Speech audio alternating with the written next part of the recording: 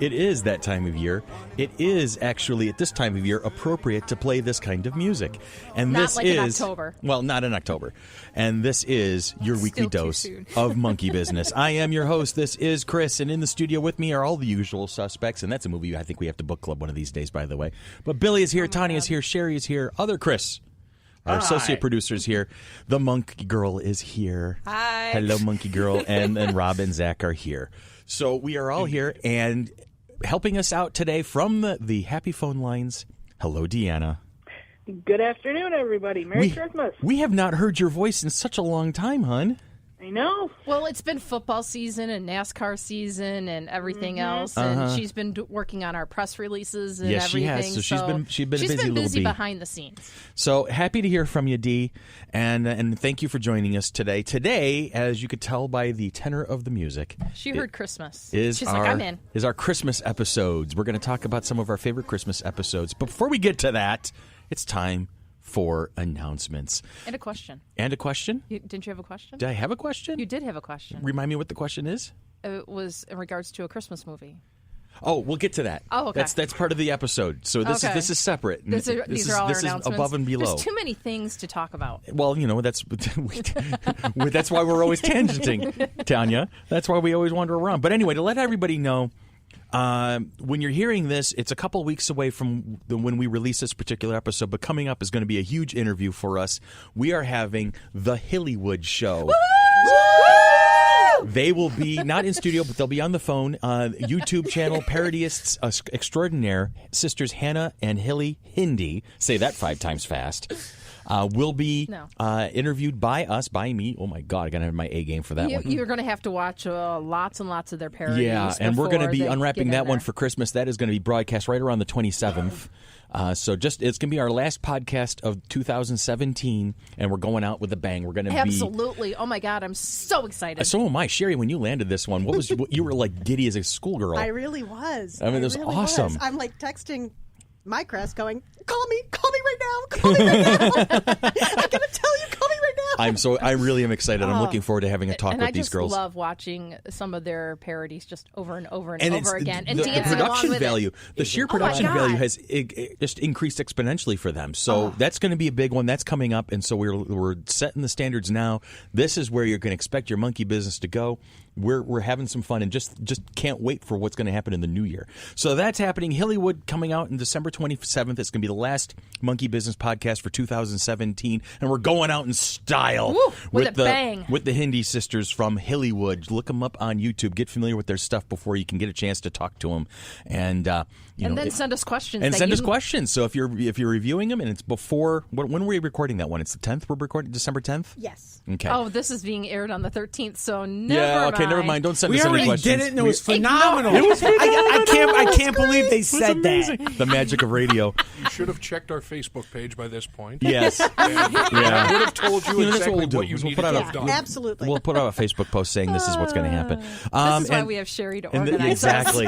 Seriously, without Cherie, we would be like, seriously, it would still be tangents and digressions and side quests and whatnot. And if you love us, follow us on Facebook. Please, we implore you. Big shout out to our usual sponsors, Knox and Selena's at the Village Gate Mall. These guys have been having our back for years now, and so we want to make sure that you have theirs as well. And we've got our Patreon live now. On patreon.com, look for FC3 ROC. If you like what we do and you want to support us and you want to help us get a little bit bigger and keep going and bringing great stuff to you, then support us and get a subscription or make a donation on Patreon. Again, FC3 ROC is what to look for. And if you're really adventurous and you want to really get behind and be a backer of the show and maybe advertise with us and get some really great benefits, you can sponsor us. And to do that, you'll email sponsorships at fc3roc.com, and we'll get in touch and get that conversation going with you. So there you go. That's all the business at hand. So now let's jingle some bells and talk about our favorite Christmas episodes. Why did I not bring jingle bells in? I don't know. I don't know. That's a swing and a miss. A swing and a miss. Strike one on Tanya. Oh, geez. So Christmas is that season where everything kind of just comes to fruition. It's the snow, the decorations, the carolers, all of the myth and the mythology behind it, all of the traditions and everything. And a lot of TV shows and movies have gone hand in hand with joining in the season. So, I mean, you've got, National Lampoon's Christmas Vacation is one that comes to mind. I think, are we talking about that one at all later? I mean, never mind. I'm just going to mention it, Fry. Now, I don't know if that was on our list. What is the big question that we wanted to start things off with? It was about a particular movie, right? Yes. Whether or not it actually qualified as a Christmas movie. And that movie is the Bruce Willis action movie, Die Hard. Now, Cherie said it best, and I've seen this before. There are two kinds of people. When asked if Die Hard is a Christmas movie, there are two kinds of people. There's the people who say yes and the people who are wrong. So, and my buddy Andy has said on several occasions to me, he goes, it's not Christmas until Hans Gruber falls from the Nakatomi Plaza. That's basically like the Times Square ball dropping at New Year's. It's Christmas now that we've seen Alan Rickman make that drop. And we miss you, Alan Rickman. And so we're moving along, and we do. We miss Alan Rickman a lot. So we're going to go around the room, and Deanna, you're going to be next, but I'm going to go first to Tanya. And I prepared her when we were getting ready to start recording. She was like, no, don't come to me first. I don't know what I'm talking about. But really, she's proven time and time again she does. It depends on the moment in time. Yeah, no, I'm not buying into it. Yep. I think you're a lot better at it than you give yourself credit for. No. So at least throw something out there we can talk about. What's a Christmas episode that has caught your attention over the years? Well, I watch a lot of different TV shows, and it just like they blend one into the other with different Christmas episodes. One of the shows that I totally binged over the summer was NCIS, and so of course the Christmas special with Tony DiNozzo and things like that, and I just didn't have a chance to go back and watch it. But when I saw the list of everything that people were going to watch, I'm like, well, I'll watch an X-Files episode, or I'll watch this, or I'll watch this. And then I realized that everyone was watching a whole bunch of different stuff. So I'm like, I'll just go back and rewatch one of the episodes that someone else is already watching. So Sybil mentioned that she was going to watch Leverage's The Ho Ho Ho Job, and she was going to watch Supernatural's A Very Supernatural Christmas. So, of course, I went to go back and watch Leverage's The Ho Ho Job and Jojoba. Jojoba, whatever. And that's season 3, episode 14, which is only a few episodes before the Rashomon Job that we've book clubbed before in the past. And I found that it was off Netflix last night, so I'm like, yes, Leverage has left Netflix. I was a little devastated. Netflix. Yes. Yeah. And I remember you saying that a couple weeks ago, but I just didn't. Yeah. Yeah, I actually, because my daughter Juliana has gotten big into Leverage, and she was very upset that it was leaving. Did she get it for her birthday? She's going to. Something got hung up, but I did order it on Amazon, so she's going to have the whole collection. But I pulled it up on the fandom Leverage Wikipedia or whatever, and it's such a great episode because it's just talking about how the team will restore Santa's good name by slipping into the mall and helping him out to. Then they run into the group that has Will Wheaton in it again, and they're just all the little trivias that happen in it, such as there was an EMP gun in regards to Star Trek's The Next Generation, and something hits Lucille, and Will Wheaton was on the Star Trek, so they make those little references and things Can I make like the that. offhand my offhand observation that Will Wheaton has become one of the greatest character actors of our generation? I agree. He's popping up everywhere again. I love to see the fact that he's been busy and he's working again because he disappeared for a little while. And now he's got Geek and Sundry, and he's got the books that he's written, which I've read a couple of them. Dancing Barefoot, I think, is quite a one. bit on The Big Bang Theory as Sheldon's foil. As Will Wheaton, not just as a separate character. Will Wheaton. Oh my God! Oh, that is amazing to watch that. Hearing play him out. read Red Shirts. Yes. Oh my goodness! He read John Scalzi's Red Shirts. For Audible? Yes. That was awesome. It was Oh my God! Perfect. He's so good. Amazing. I got to track that down now, Yeah. definitely, now that you mentioned it. So, I mean, seriously, Will Wheaton, one of the greatest character actors of our current generation, and I'm loving it. I feel great to be able to say that, too. So we've got the ho-ho job. Ho-ho-ho job. Hello, my name is Christopher, and I talk for a living. Also, another person who I loved that was in it was Dave Foley. Yes. Yeah. He was From Kids in the Hall way back in the day. Yep. Oh my gosh. I love the ending of it when they give them the presents, all Yes. of them, like Parker and everybody, how the look on their faces. Yeah, because they get exactly what they were that they love.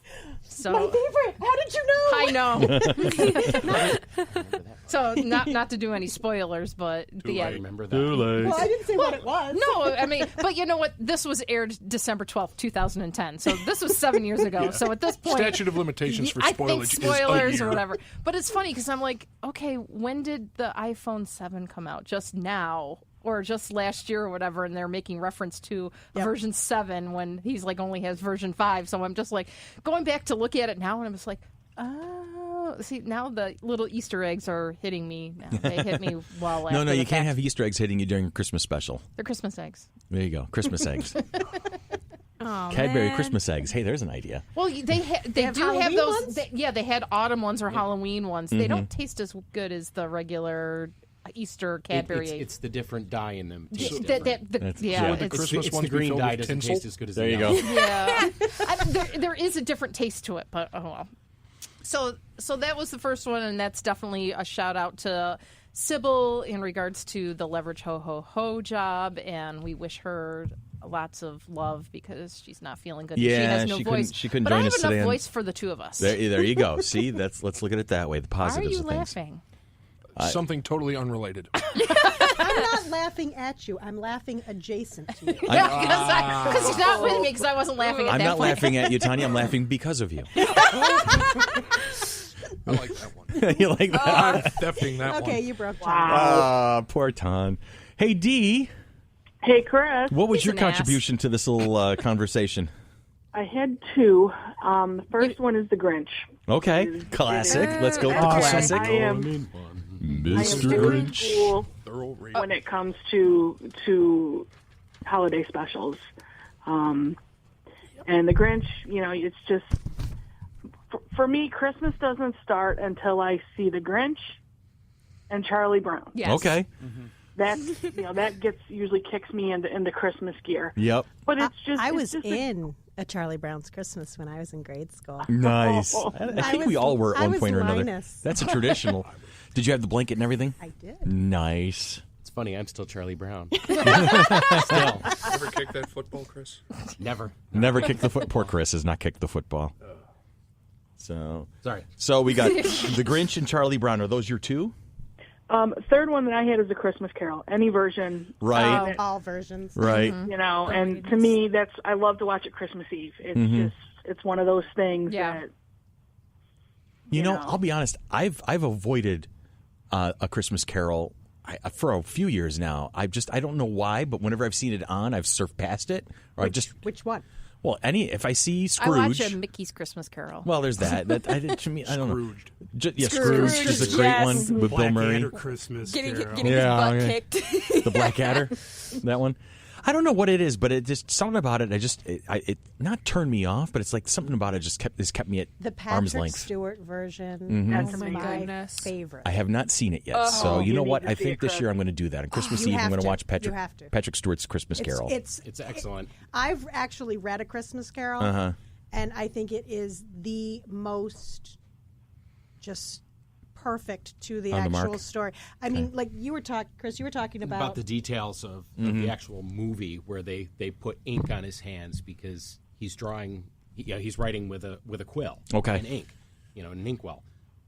Little itty bitty details like that through the whole movie. If you pay attention, it's like perfect. It'll charm the dickens off you. Ladies and gentlemen, Rob Schwartz is here, the captain of all puns. I think we're actually going to do. Rosenblatt, why? We're going to do in the corporate structure. We're going to add a division of bad puns and just make Rob the director at this Oh, point. God. The pressure's already on now. there. Is that where the interns go when they've been bad? That's it. That's That's just punishment. that's going to be the wrong. punishment. You're going to work for Rob for a couple of months. Punishment. The pun. Oh, my God. And Cherie, you said it. So, I know. How do I get this back on track? Never mind. It's too late. It's too late. So, Deanna, which is your favorite? Eyes are up. Favorite? Yes, which was your favorite of the Christmas I would Carol? say the Grinch. I mean, Okay. as a kid, I enjoyed it because you kind of see, somebody learn the true meaning of Christmas. And as an adult, every time they say "who," you get to take a drink, so it's a great chance to get hammered. Right, that's what I said. Are you drinking every time they say Cindy Lou, Yep. Whoville? Actually, on our way out today, we were talking about the Grinch, and I never realized it was Boris Karloff who played the Grinch. Oh, really? Never And realized it. narration. Yeah, never realized it. Yeah.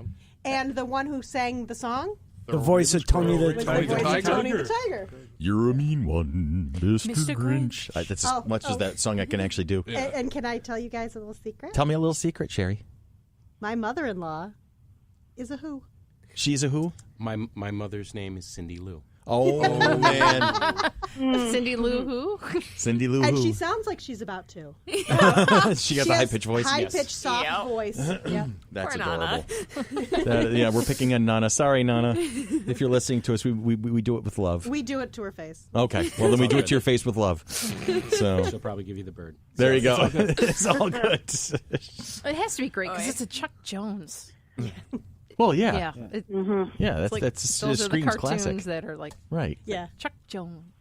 Funny thing that when I was looking up stuff about this, the lyrics to the song, the Fahu Forze song, it was meant to kind of sound like it was church Latin. Okay. And after it came out, the studio kept receiving letters from people asking for the translation, thinking it really was Latin. Wow. That's awesome. That is awesome. Now, Charlie Brown Christmas, the poor tree, and The magic of the warmth and the love and the blanket. oh, exactly. Yeah. Is it sad that I haven't actually seen it? Oh, we got to fix that, sweetie. That's actually that's because we're bad parents. At least you can admit She to was it. already in bed. The first wasn't step is cool admission of the problem. Once you admit that there's a problem, then you can fix it. I'm sorry, but Charlie Brown has been forever tainted because of the movie Trick or Treat. No, you're gonna have to help me out with that one. It was the scene. The father is burying a body in the backyard. The kid, his son, is up in the window looking down on him. Dad, what are you doing? Go back in the house. I don't want to. Go watch Charlie Brown. Charlie Brown's an asshole. Oh God! And now, whenever I think of Charlie Brown, I'm sorry. It's the first thing you think of, Yeah, isn't it? and I can't help it because poor Charlie Brown. It's well, The you guy know, just couldn't that catch a poor break. blockhead has been through a lot over the years. He really has. The man just couldn't I'm catch a break. surprised know the Charlie that Brown he hasn't song. thrown his back out yet.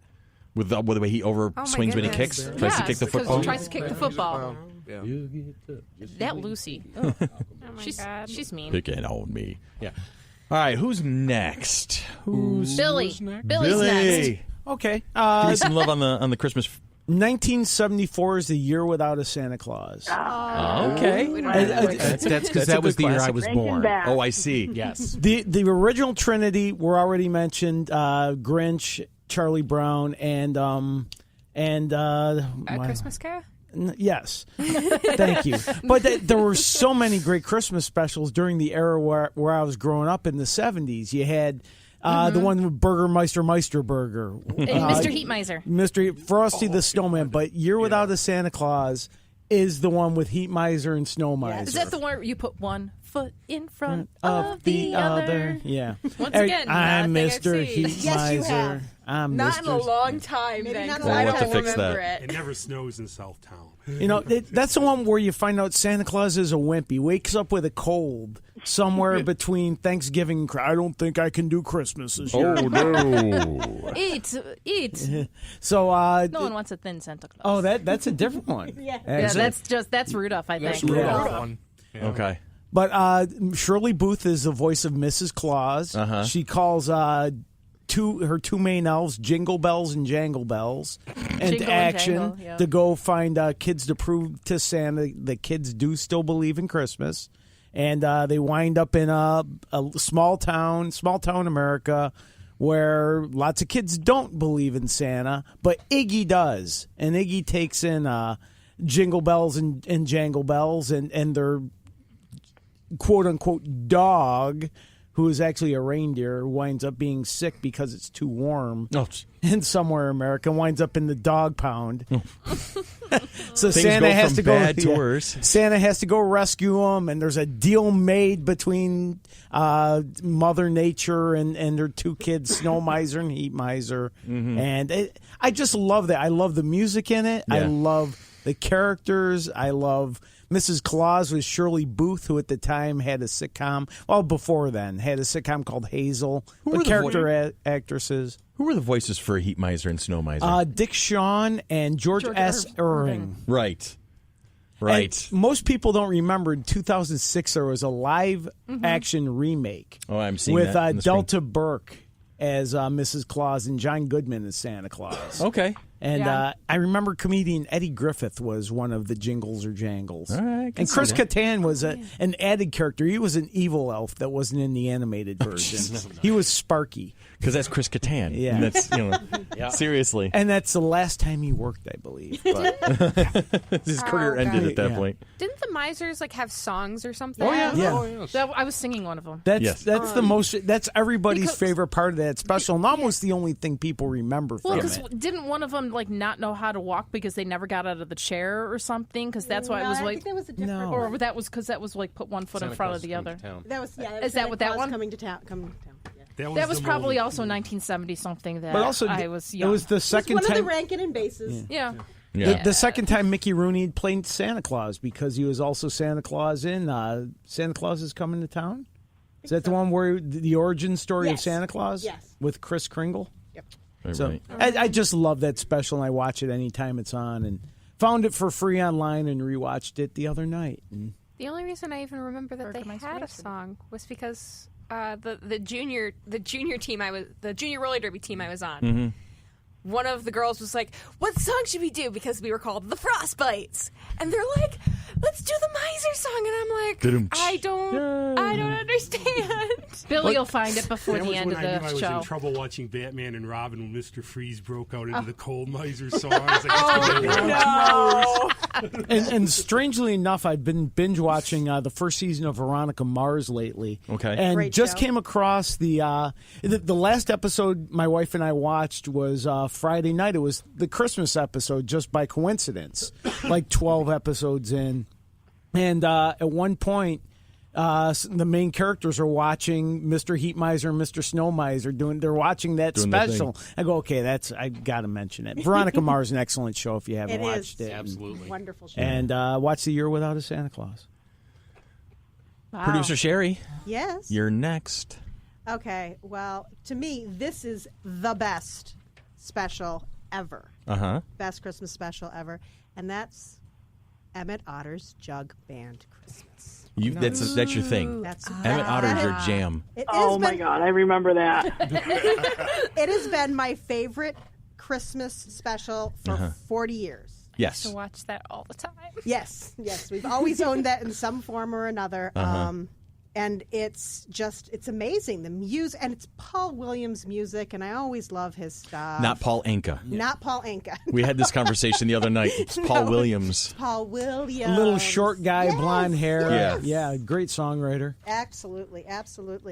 And and I learned, because I was trying to get ready for this, I learned some really interesting things about it. Fire away. Things like this was kind of like Jim Henson's trial run. If this would work, then he could make the Muppet movie. Oh, I see. Okay, so this was his prototype in essence. Yes, because it was His short. proof of It's only an concept. hour long. Uh-huh. And that it was the first time they had ever built full sets with floors and everything, and had these huge panoramics. And I mean, they built a 55-foot long river that was 10 feet across, and the rowboat where they're rowing, and it was the first time they had ever used radio controlled puppet effects, and they used the regular hand puppets, they used marionettes, and they used black theater technique, which is really cool. That black theater technique is having somebody dressed all in black against a black background Okay. and manipulating the puppet, and if you use black velvet on black velvet, you lose You lose the performer. the performer. It's before green screen. Right. Yeah, and so it's really cool, and that wasn't used it was the first time Jim Henson had used that technique. It's actually a Japanese technique. Right. And it's been for hundreds and hundreds of years. Gotcha. But I love the music, and as I pointed out to a couple of you, as a lot of people know, at Fair, my Fair name was Otter for a number of years. Your spirit animal. My spirit animal is an otter. I collect otters. My derby name is Otter Limits. Loved otters for I don't know how long. Until I was doing this write-up, it never clicked that maybe... I was wondering if you were going to throw yourself under the bus. Yeah, I said I wasn't. I was going to. Yeah, seriously. It was going to be a race between the Chris's to see if we were going to make who's going to make a reference to it. Because I mentioned this the other night. You guys, oh yeah, we're talking about... I'm like, oh, no. that's a thing. We're talking about that. That's just utterly ridiculous. That is. Utterly insane. Yep. But so yeah, it never clicked that maybe the reason I love otters so much is because of Emmett. Yep. It's entirely possible. It's entirely possible. I'm a big fan of Stephen First.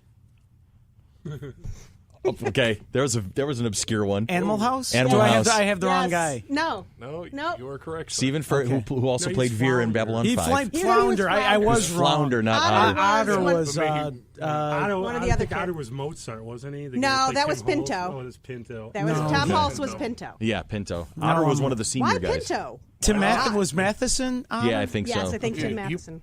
He was Boone. No, Peter Riegert was Peter Boone. Riegert. I need to see this movie too. We're gonna have to not a book club Animal House someday. Okay, that's not a bad idea, actually. Once again, movie I need to see. I have it on DVD. That's Brother Matheson D-Day. was Eric Stratton, Rush chairman, and he was damn glad to meet you. And he was damn glad to meet you. I need to make a list of movies that you guys need to make me see. It's a never-ending list. It is. We're gonna have a movie fest. Oh, Has she seen Slapshot? I haven't seen Slapshot. No. Slapshot seen the seen greatest many times. hockey movie and possibly comedy ever. I've got two of the Hanson brothers at the panel right next to me. It was actually filmed partly in Utica. Oh yes, I remember hearing our that piece of area, trivia. In our area. Yeah. And we know people that were actually Is that the one? in it. Is that Yes. the one that Grandpa Sammy was in the crowd? Yes. My father was in the crowd. Nice. And one of the That's Hanson. So now we do a 6 Degrees of Mark Shepard again. We have a No. way in. We have a way in because your dad was in a movie. And one Dave Hanson. We got the Paul only- Newman locked up right there. And Dave Hanson, Give the me only a- actual Hanson brother, still resides in Pittsburgh to this day. Give me advance warning if we're playing 6 Degrees of something so I Why, can you sick that day? research all. Well, yeah, one because I can Somewhere be in sick 2018, we're going to do a 6 Degrees of Someone. Mick Fleetwood. And Deanna, you need to help me with that. what? The Fleetwood Mac fan just said she needs help. No. Well, it depends on which the reference is. So, I see. Yeah, All no. right. Well, Mick Fleetwood and Star Trek. So now I have some fun. On your way. And Stevie Nicks was in American Horror Story, Yes, so she you was. got that connection. There you go. spread See? Deanna, out. please work on it for me because they're much faster than I You didn't am. know about those? Mick Fleetwood was an interview on the I knew British about Top Gear. Stevie Nicks So being that in connects into American pretty Horror much Story. every living celebrity No, known I to mean, man. That's it. Mick Fleetwood. No. You didn't know that? What? That he was in Star Trek? No. Wow. Oh. Well, we're having some fun. There's your Leave me alone!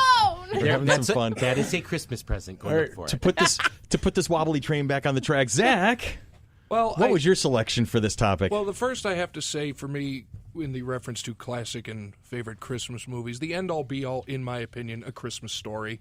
Oh, great movie. You'll shoot your eye out. Exactly. I'm sorry. Darren McGavin is just phenomenal in everything, but on Christmas they do the 24 hours of A Christmas Story on TNT? Yeah, or Something like whatever it that. is. We And met one of everybody- the actors. Yeah, and everybody watches it. Right. You can't deny it. But last night I watched a bunch of different Christmas ones. How the Ghost Stole Christmas from the X-Files. Okay. Mainly because it was Ed Asner playing a murderous ghost. That's awesome. That's always a good thing. And Lily Tomlin playing his murderous ghost wife. That's really awesome. I'll watch anything with Lily Lily Tomlin. Tomlin, Yeah. absolutely. The old school Avengers, the Too Many Christmas Trees, which was Okay. very, We've very talked about that one on- interesting. Is it on here? Or made Yeah, references it's on to it the at least. We've got it. Oh, on I our have list. some It's on the trivia list. about sheet. that. I have some trivia about that. Go for it. Let's hear some trivia. Okay. When Emma arrives at Steed's apartment, she reads some of the Christmas cards he's received. She notes that one is from Fort Knox, opens it, and reads, "Best wishes for the future, Kathy." Steed responds, "Mrs. Gale, how nice of her to remember me. What could she be doing in Fort Knox?" This is a reference to Honor Blackman, who quit her part as Kathy Gale in this series to appear as Pussy Galore in Goldfinger, which involved a scheme to make the gold held at Fort Knox radioactive and valueless. Gotcha. Okay. I thought that was awesome. That I didn't even pick up on. So we're going to backtrack real quick. I just want to interrupt real fast on this. The Avengers that we're talking about is the British spy series from early to mid 60s. Yes, not the Marvel comic heroes. No. All right. John Steed was not horsing around in that. Oh, God, stop it. Hey. Do we need duct tape? I think we need duct tape. Nice. He just needs to be banished for a little while. And when on that, I also caught the Buffy the Vampire Slayer. It Never Snows in Sunnydale. Was it season 3, episode 10? Amends. Amends. Yeah. She's got trivia for right that there one on the also. sheet that has been slid right by me. But yes, that one.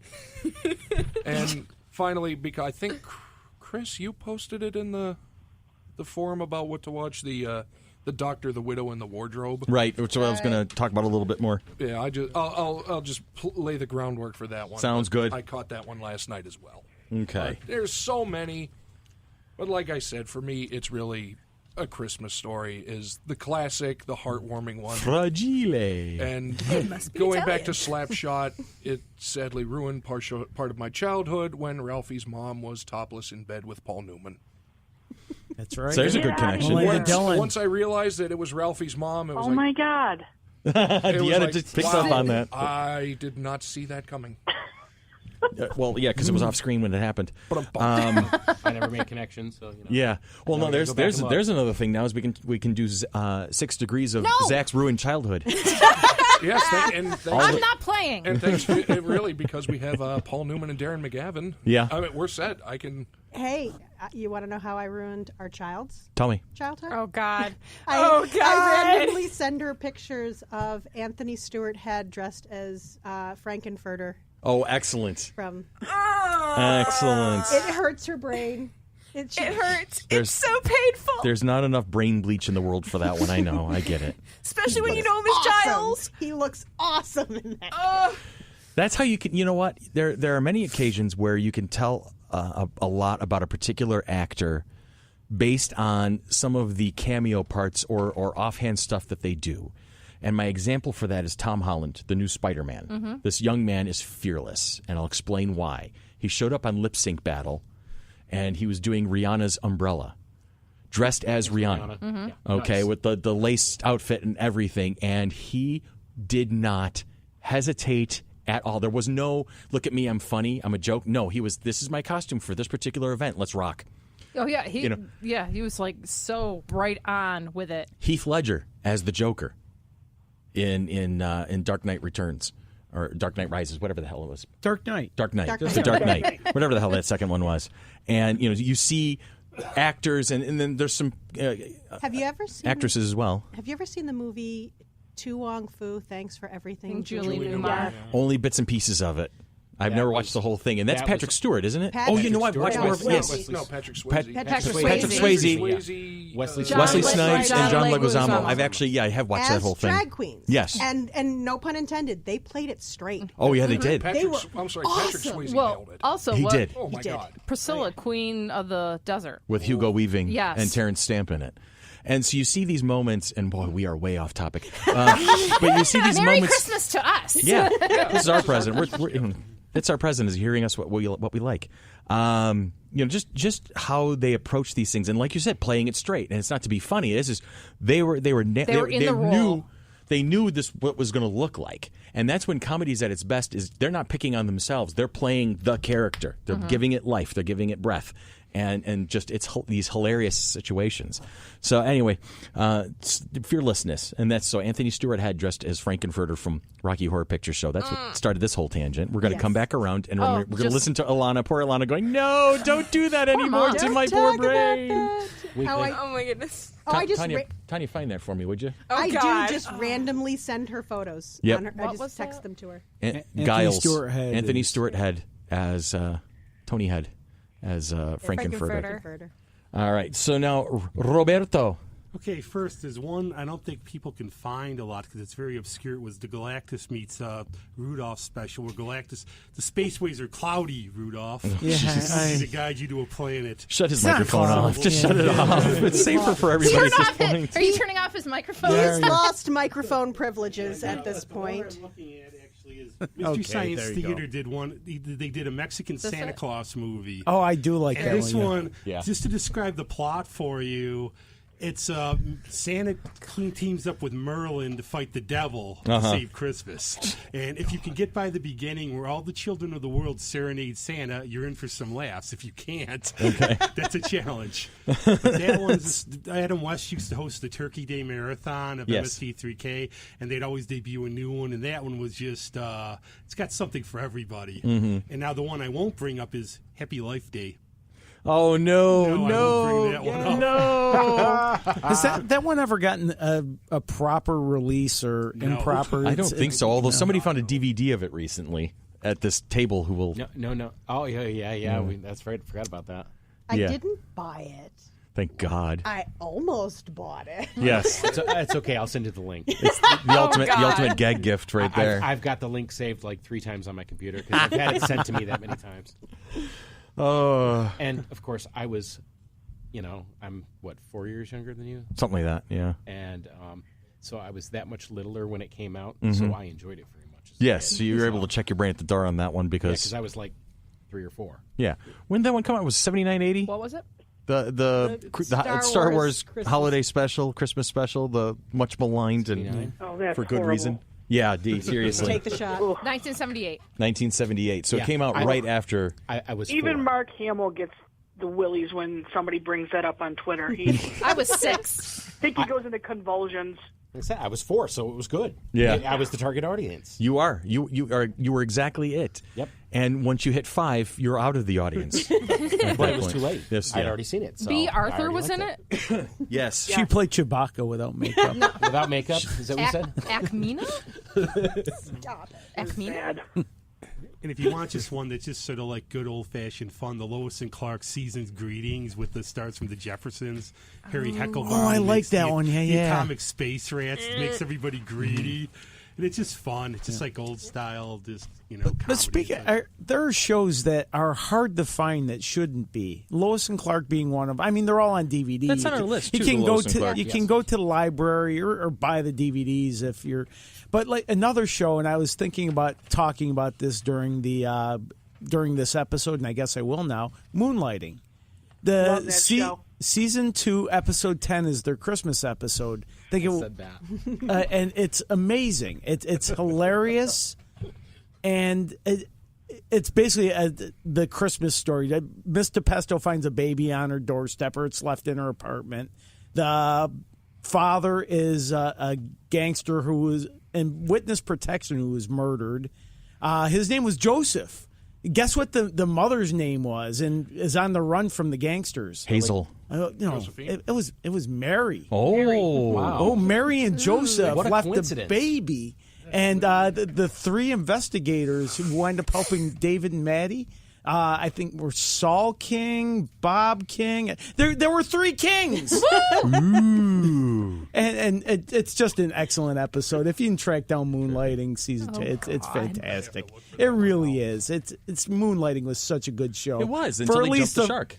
At least for the first 3 seasons. When they decided to let the tension break and they brought the 2 mains together, that's when that show lost There were its steam. so many problems with that Hold show. on. Deanna's got...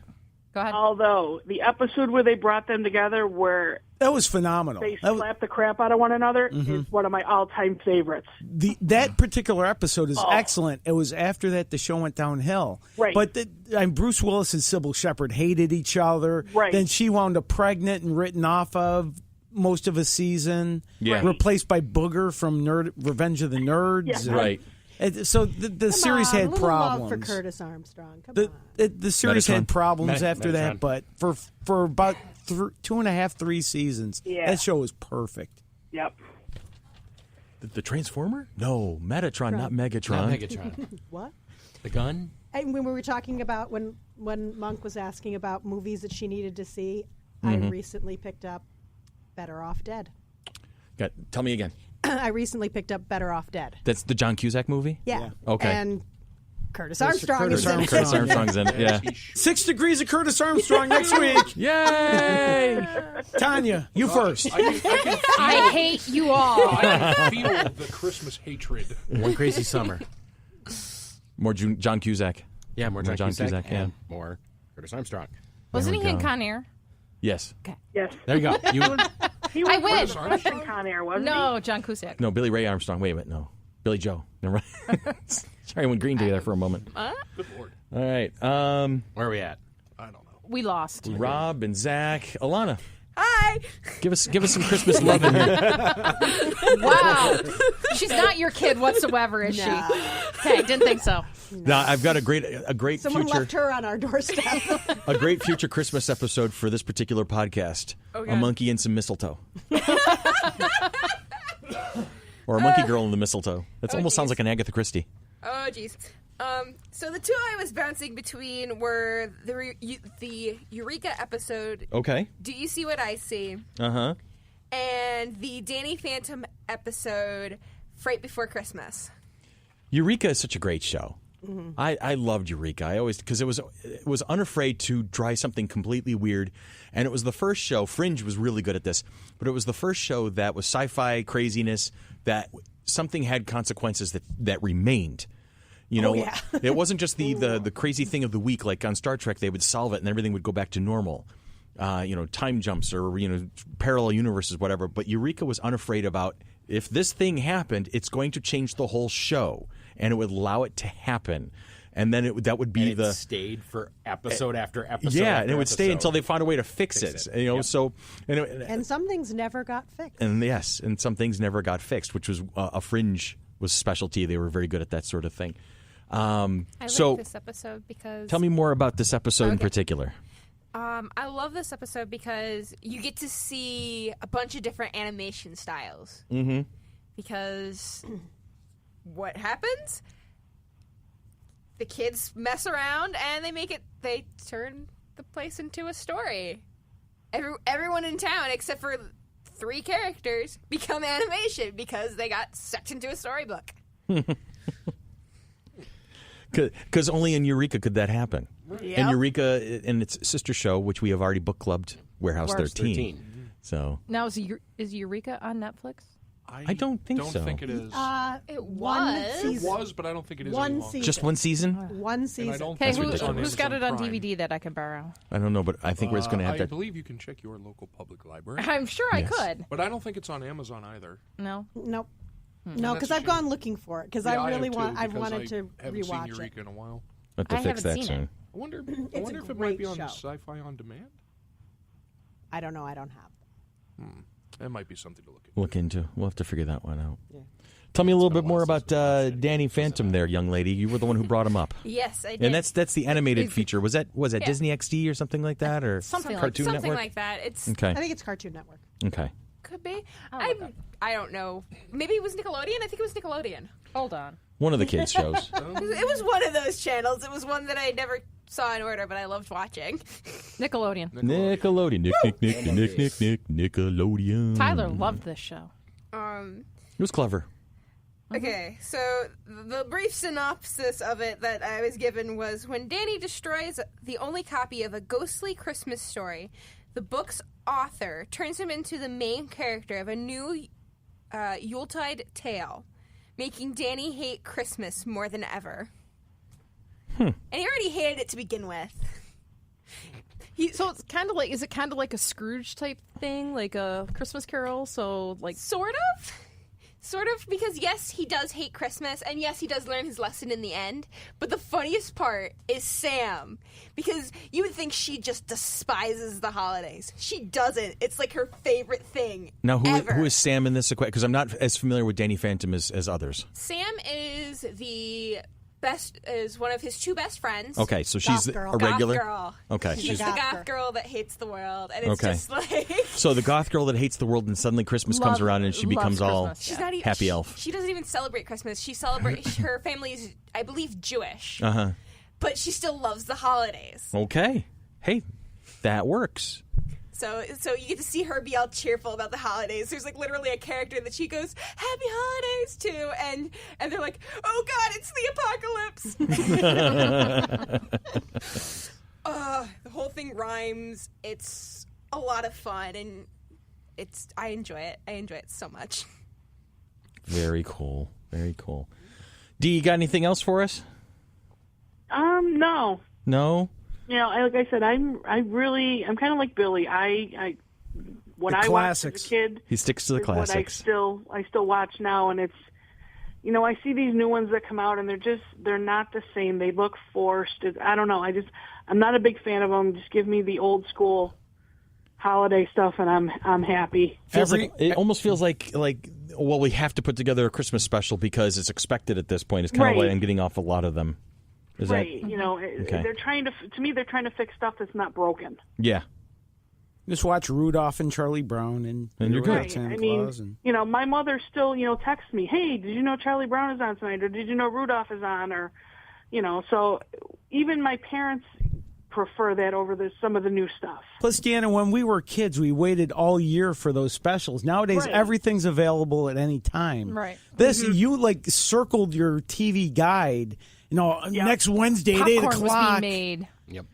It was special because usually it was on at 8 o'clock, and that was bedtime. So that was like a big privilege to, okay, you know, make sure your pajamas are on and you're ready for bed because once this is over, you're going to bed. Mm-hmm. But that was like, oh, you know, you couldn't wait for that. Mm-hmm. And I still feel that way now. Yeah. Because I can remember like decorating the Christmas tree while one of the specials is on and things like that, and just spending time. Back to a Christmas Story. Mm-hmm. I saw that movie in the theater when it first came out. Wow. My parents took us to see it. And that is the movie. You know, when we go to my parents' house on Christmas Day, that's what's on. You're not putting anything else on until football comes on, and then that's different. But for most of the day, that's what's on the TV, and nobody dares switch the channel. Yeah, we always now try to find some type of Christmas movie, something that we haven't seen, or something, even if it isn't Christmas, but something to watch together as a family after we're done opening presents or after dinner and things like that before everyone goes off to their 12 different things to play their electronics. Is that part of the appeal of the quote-unquote the Christmas special, no matter what the application is or the TV show or movie or whatever the case may be? Is that what it's intrinsic to that word tradition? You know, and Christmas is one of those holidays that is it's rife with tradition. It's rich with it. There's so much stuff going on, and it's happened over centuries worth of stuff, centuries of time. That having in this modern era that event, that thing that we can all gather around, is that kind of what the broad appeal of a Christmas special is? Yeah, like even when I was living alone, I had lived alone in an apartment. I looked forward to that Friday or Saturday night before Christmas, where I would put on a special or Christmas music and wrap my presents. Okay, and that was sort of like, it's time. I enjoyed it. So what Christmas music? Don't even ask. I have a collection of Christmas music that's well, nowadays, again with the internet and satellite, but I have an unusual collection of Christmas music. And the Adam Ezra Band is a part of it. They haven't released a Christmas song that I'm aware of. That doesn't matter, though. Just play them anyway. Yeah. You're going to have to help fix that. No, but I mean, there's the Christmas rock and roll records that everybody knows that, Bruce Springsteen and the Eagles, but I've got some odd stuff. But to be honest with you, in my grandmother's house, it was Johnny Mathis. Yeah. That's okay. I still love the classics. The Charlie Brown Christmas soundtrack is my favorite Christmas record, and actually the Beach Boys have a great Christmas record. The Beach, you mentioned the Beach Boys. That was one of the first Christmas albums I remember growing up as a kid was the Beach Boys, because my mother is a huge Beach Boys fan. So that was in the house, and I hear that today, and I feel like I'm 5 years old again. That's cool. Yeah. See, that's part of the whole thing is feeling that way. But I always remembered it as I got older. I really became to appreciate more Christmas in Hollis. the Run DMC. Christmas time in Hollis, Queens. Mom's cooking chicken and collard greens. Oh boy, I love that song I too. love but it's that one you that can say something over here, and then all of a sudden Billy can just go like this. And, That's part of his awesomeness. I know. that first Very Special Christmas record with the rock and roll band, that was a great album. Okay. That I highly recommend it. Red cover, Very Special Christmas. Okay, Billy, then you can help me with this because Okay. I cannot. I've been racking my brain for like the past 10 minutes. Who did the song Father Christmas? The Kinks. Thank you. Could not. Oh no, could no. not. Well, it depends. No, there's also the Greg Lake. There's Emerson. Greg Lake. Yeah, the Greg Lake one. Yeah. It's the Kinks that I was I thinking of. believe. Are you thinking? I believe in Father. Or are you thinking the one where Santa Claus got beat up and robbed? That's the one. That's the Kinks. Yes. And if you want Are you the going to most find that for depressing, us? You've never heard that one? I have never heard this. Give Okay, us your money. Hold on. If you want the most depressing That Christmas is an song, awesome song. So while you're There's looking a for Fairy that, Tale can we New get York. back onto favorite Christmas episodes? How about I you, think we've Christopher, got over there other across the table people from me, here. Mr. Producer Okay, Chris? you're all Because we're at looking at like me. two. Well, traditionally, before hunting season, well, as archery season would start, we'd start watching National Lampoon's Christmas Vacation. There you go. And we would watch it at my friend Larry's house 24/7 until Christmas. Uh-huh. Jelly of the Month Club. Yep. So obviously that one's very quotable. Yes. One I mentioned earlier on the way out was one, growing up, we had HBO. Mm-hmm. Rich Little. Okay. Oh my God. I remember Retelling of Christmas story? Yes, he did. He did a Christmas That's what Carol. I thought with as all the different characters. Yeah. And One-man he was show. Everyone. And he was everyone. Oh my God, I which was- remember that.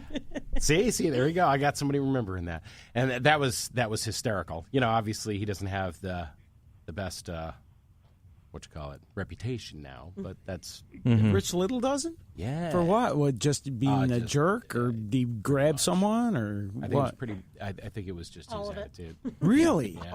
I never heard that. That's new to me, too. Yeah. That's amazing. In this Because day it and was- age, it it's flew- common it now, flew under the unfortunately. radar. Yeah, but I always thought that was hysterical. And then pretty much everything else everybody's mentioned, I've seen dozens of times. I used to work in a restaurant, and we would have Christmas music from October on through till after the New Year, and a lot of times I got to get up and sing with a band for it, which was great. So Christmas music, same thing. It's all over. Good deal. All over the spectrum. Yeah.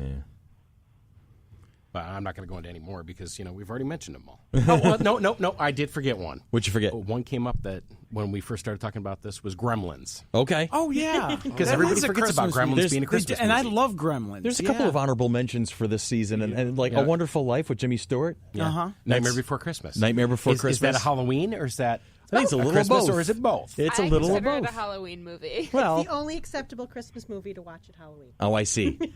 There you go. Yes. The only acceptable Christmas And movie it's to watch at acceptable to Halloween. There you watch go. You've all heard it here year. first, kids. Oh, and I saw It's a Wonderful Life on the big screen a couple years ago. Oh, wow. Yeah. Very Local theater. nice. Oh, it was one of those Fathom Events ones, wasn't it? No, it was Rome Theater. Rome Built in a Day Theater. Wait, no. Black and white. Okay, color? I'm going to be the bad guy. Tell me. I can't stand that movie. No, I'm right It's there wonderful. with you. I've seen it like once or twice, but it's not something It's my that mother's favorite movie of all I time. can't watch it numerous times. Wasn't it like originally made just to be some 2-bit movie just to play, and then No, it just didn't do really well. when didn't it do first- really well, and they started then. But it's become the ultimate cult classic. It went into public domain. Nobody Yeah. upped the rights, so it went into public domain really, really early. So it Okay. started. They could play it all the time, and they didn't have to pay anybody. So Gotcha. that's why it became big. It won one Academy Award, For Best Special Effects. really? For the snow. Okay. Right, because it was a new technique for snow. Yep. Okay, I have a couple Christmas songs queued up here for at our out cue, or just do you want to hear the Kinks song we talked about earlier? We can do that. Would you like the Before Beach Boys' we- Little Saint Nick? Yeah, before we let Chris take over for his. Yeah. Yeah, well, let's hear the Kinks, and then I'll make my commentary, and then we can out this thing. You've really never heard this, Tanya? Or have you never paid attention to the words? Oh, I'm sure I've probably heard it, but I'm one that I don't know what people are talking about initially.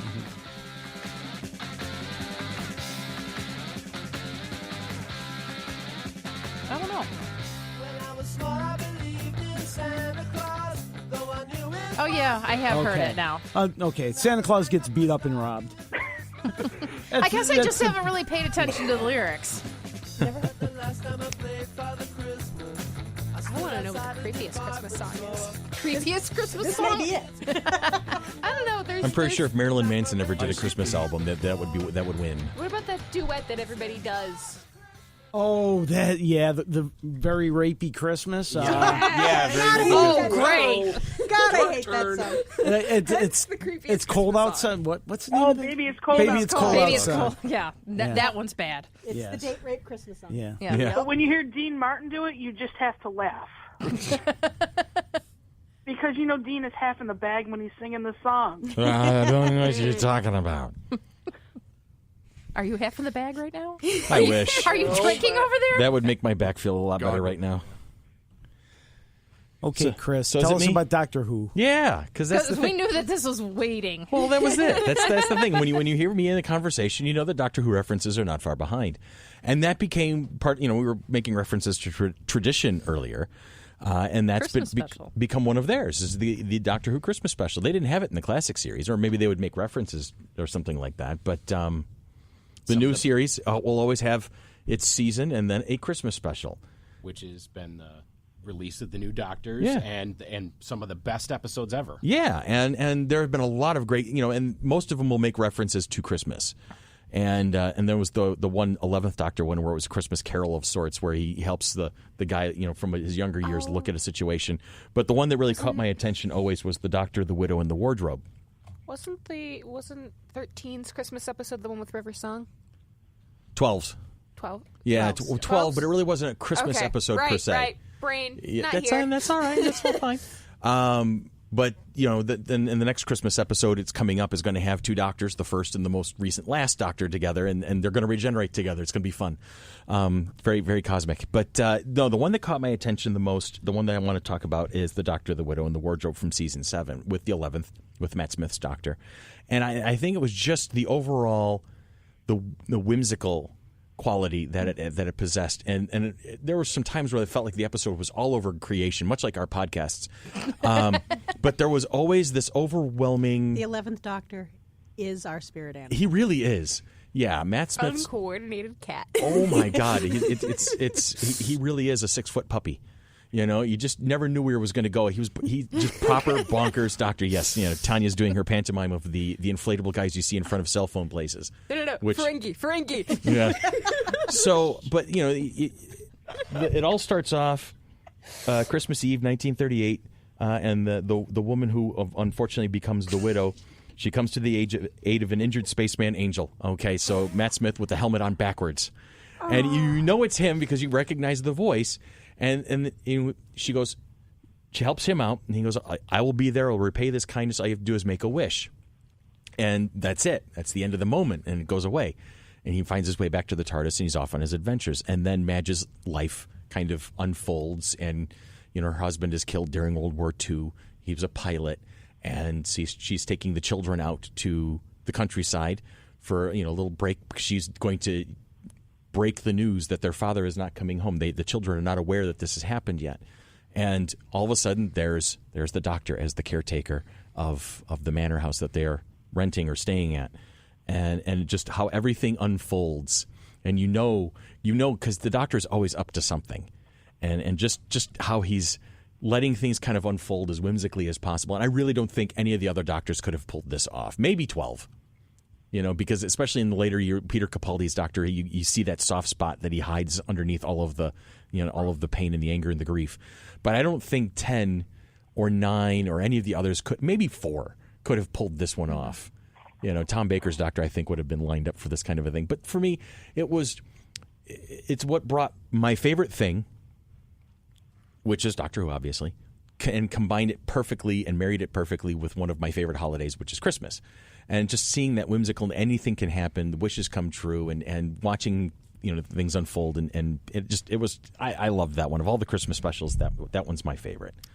Stephen Moffat wanted it to be the most Christmassy Christmas special ever. Well, I think he succeeded, and as much as there are many, many Moffat detractors out there, that I think he really did nail it with this one. There's always the part of the sense of the loneliness of the character, the doctor, and I like the part about happy tears when banging on the door of Amy and Rory's, it's Carol. Yes. And that goes back like to the next doctor when Tennant's doctor stays for dinner. Yes. It's like he's just this lonely traveler, but at least he has this place to go. He has for a that, little respite. that kind of grounds him. Yeah. Something, and soon to be grounding her to the adventures. So I'm looking forward to seeing what Jodie Whittaker does with it. So that's my thing.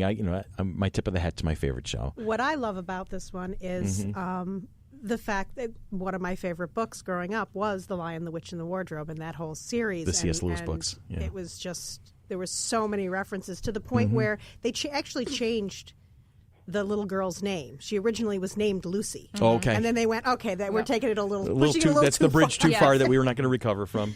Yes. So there you go. Merry Christmas, everybody. And it looks like we're going to wrap this one up, and we're coming back next week with an interview, and then Hollywood coming up on the horizon to end 2017 with.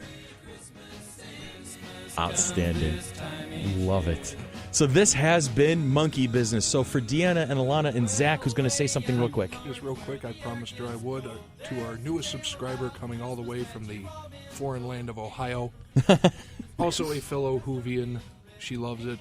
Just, hi, Vonda. Thanks for subscribing. Absolutely. Awesome. Vonda, Yay, awesome. Vonda. Thank you so much. And we are looking forward to hearing from you, dear.